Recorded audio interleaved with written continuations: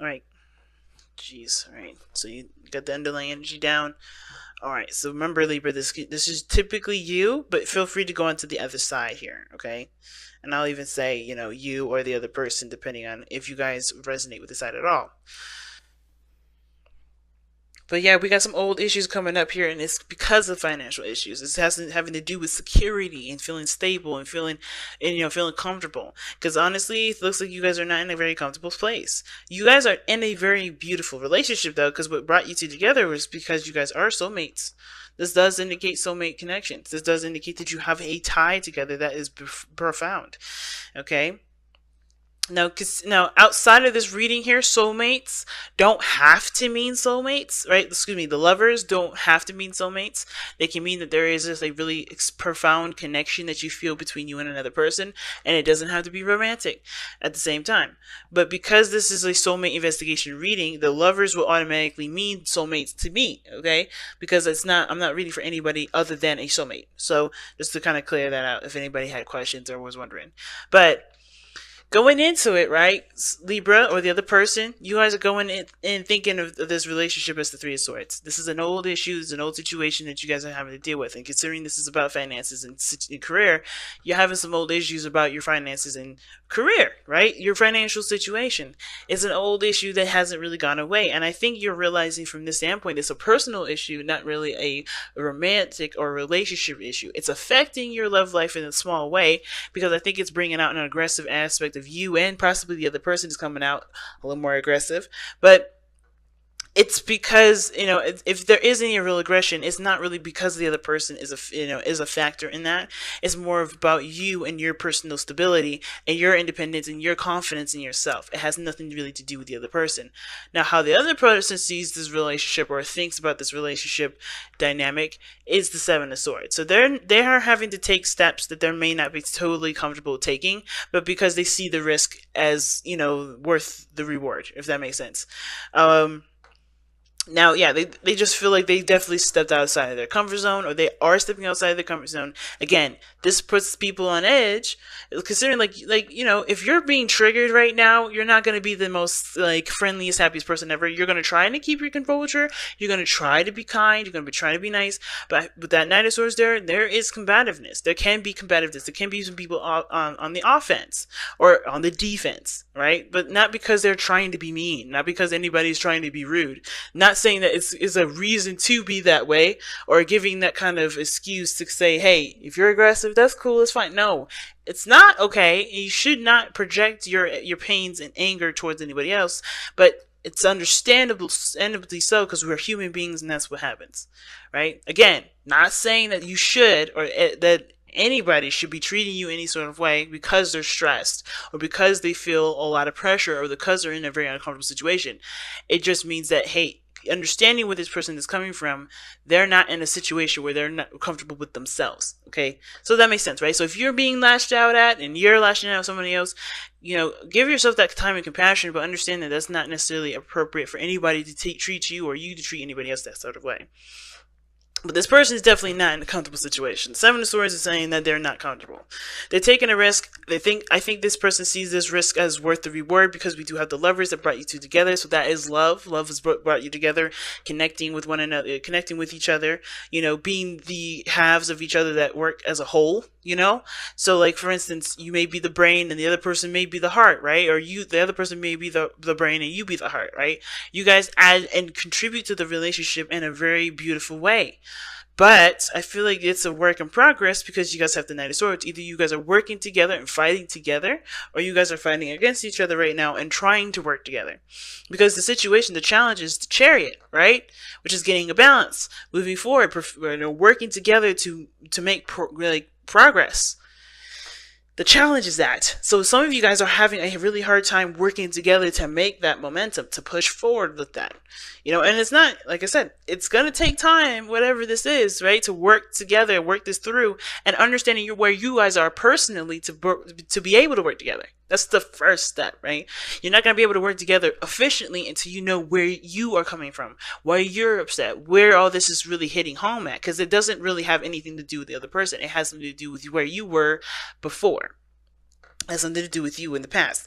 Now, That said, this person taking a risk right now, taking a leap of faith, they may be avoiding situations, not really acknowledging how serious the situation may be, or they may not really be acknowledging it as full on as possible. They may be avoiding some situations at the same time. But, which can understandably lead them to to believe that they have been putting in a lot of work, but they don't know where else to work at because they have been avoiding situations.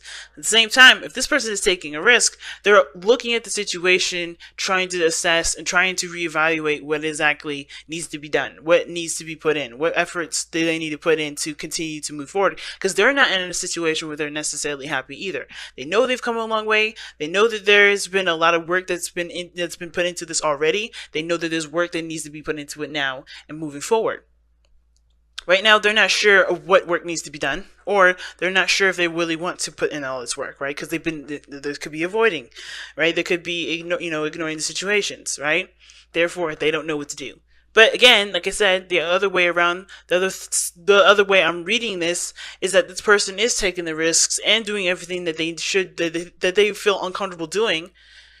And they're trying to figure out what else needs to be done because, yes, they've come so far. They've worked so hard to get to this point. They're not looking to fail now. They're looking to expand. They're looking to grow. They're looking to move forward. And you're doing the same thing.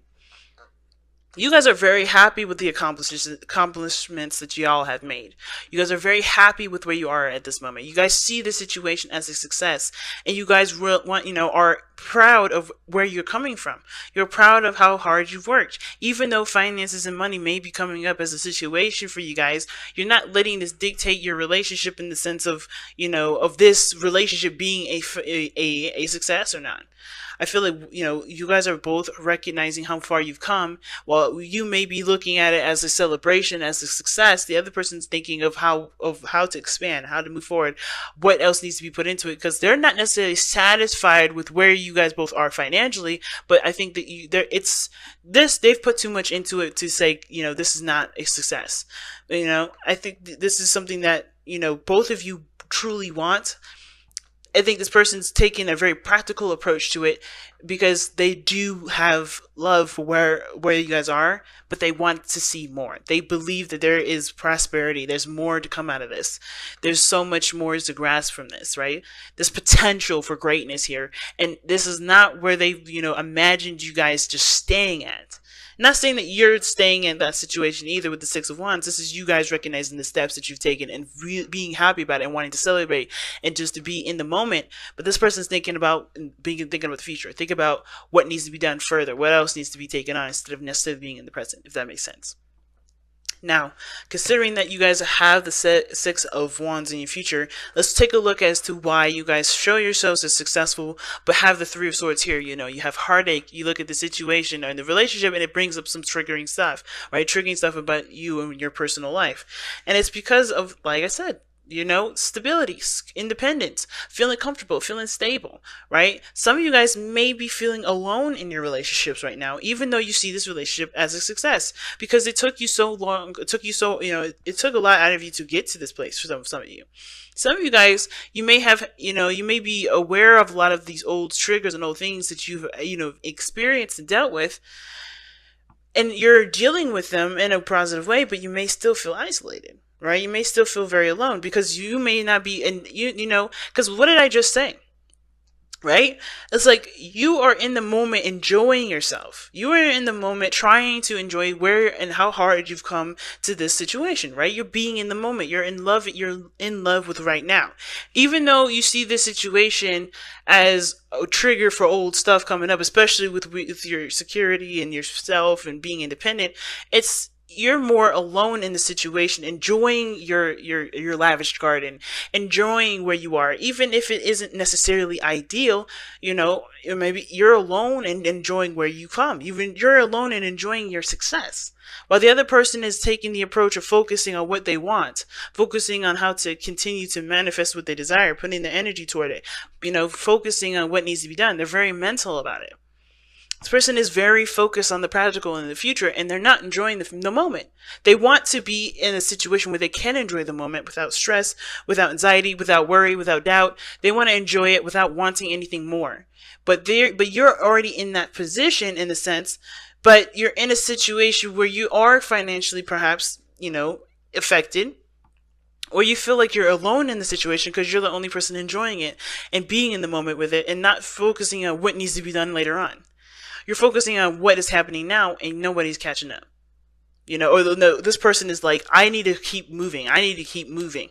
And neither one is bad, but I do see the imbalance. I do see where both of you guys are having a struggle or struggling to see each other eye to eye. Because while someone is like, yeah, I'm great, I'm happy, I know we come a long way, this is successful, but I need to keep moving because this is not what I imagined our future to be like. This is not how I imagine us being together to be like. Well, but you're like in the moment and happy with where you guys are because that is a success in itself. The work that you put in was success in itself.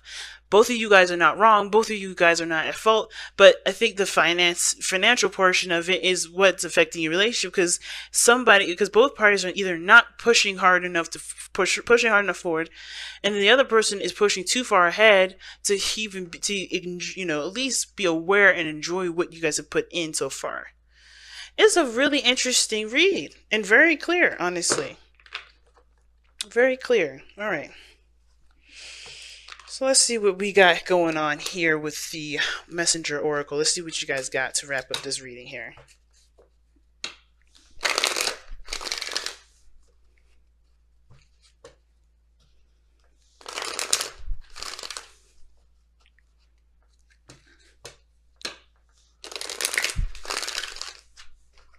And like I said, remember the sides, right? If you're not feeling very lonely, you wanted to push ahead, then, the other side may be resonating with you. The other person may be feeling, alone and celebrating the present. And you guys may be still getting over old issues, but you guys are happy with how hard and how dedicated you guys have been working towards this place of having, what you want, being content. I find it so interesting that both of you guys' spiritual planes, spiritual energies, are nines. They're both nines. It's pretty awesome. And nines are I feel like they're very individual. They're very, solo. Of course, they all have something to do with the self and the person itself, right? Themselves. They're not really about anything other than the person. But the nine, if you look at numerology, nines are about leadership. Nines are the leaders of the situation. And you guys are both leading a different area in your life. One emotional, one practical, one physical. And it's interesting because while one person's approach is very practical, the other one's very emotional, and your both spiritual energies are opposing or that, right? Show the opposite, stability and emotional. So, like I said, while one person's acting practical, their spiritual is coming from a very emotional place. While the other, and then the other is coming, acting very emotional, very in the moment, not very practical, not very, materialistic. It's coming from a very materialistic, practical or stable place. It's interesting. Elements are definitely swapped in that area. Time to ground.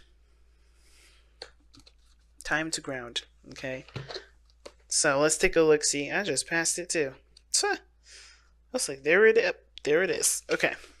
Time to ground. We all experience moments in our lives when we feel confused, unfocused, and surrounded by chaos and turmoil. These moments are often unavoidable and are the lessons these moments can impart. But how you respond to them is a choice only you can make. Take a deep breath and a moment to pause and reconnect with Gaia and nature. Seek the silence of the void within, whilst your spirit spirals downward to anchor itself like an ancient tree root in the cleansing embrace of the earth beneath you. So it's pretty much saying, like, even though the world is going crazy, even though your finances may be on point, maybe need improvement, it don't change how you react to it. It doesn't change how, nothing changes unless you react to it in a sense of panic and you react in a sense of bliss and happiness. Nothing, really what I mean is that the situation is happening. It's up to you to face the situation in the way you choose. You can either choose to panic with it and go crazy, or you can ground yourself, appreciate where you are, and do the best that you can. Because ultimately, the best you can do is the best you can do. You can't go and you can't do any more than that. You can't push any further. And to expect of yourself to do any further, it's not being fair to yourself, right? So I guess what I'm trying to say is the clearest, the best way I can say it, because I know a couple times I just said that sounded crazy. Right now, you guys are going through some financial stuff going on in your lives. All right, or dealing with some things where where you guys may be having turmoil. You guys may not be seeing eye to eye, right? You guys are not in a balanced place where you guys feel like you can't take control, but you take control by not letting the situation dictate your mood, by not letting your situation dictate how you guys spend time with each other. You're going to always have financial issues. You're going to always have, family issues. You're always going to have, moral issues or something in regards to something outside of your relationship. But that's the outside of your relationship, right? You're always going to have political issues. You're always going to have, weather issues. But does the weather dictate how you're going to feel today? Or are you going to say, hey, it's raining, but that is outside of me, and that has nothing to do with me, and it's not going to affect me because I'm going to continue to do the best that I can with what I've got, right? Right? And I know some people in the comments were like, yeah, but if it rains and you got to drive differently, you got to do different. Yeah, but they're still doing the best that you can. It's always still doing the best that you can, and knowing you're doing the best that you can, and still keeping yourself in a place where you can still stabilize yourself. Because at no point, at nowhere in this reading does it say that your life is going to crumble because you guys can't get your finances up, down, whatever. It's like the money, the lifestyle that you guys live can only be helped if you do the best that you can. It's not going to help if the relationship has arguments and problems with that, right? It makes sense if both of you guys are not seeing eye to eye, you guys are not working together, therefore you guys can't do the best that you guys can because you guys are not working together as a team, which is fair enough. But if you guys are doing the best that you can and you're doing all that you can, don't let the finances creep up in your relationship despite how well how hard you're working. Because if you're doing the best that you can right now, then that's it. You don't, that situation doesn't deserve to take, your happiness or take the feeling that you have with your partner in the most intimate times that money has nothing to do with. You know what I mean?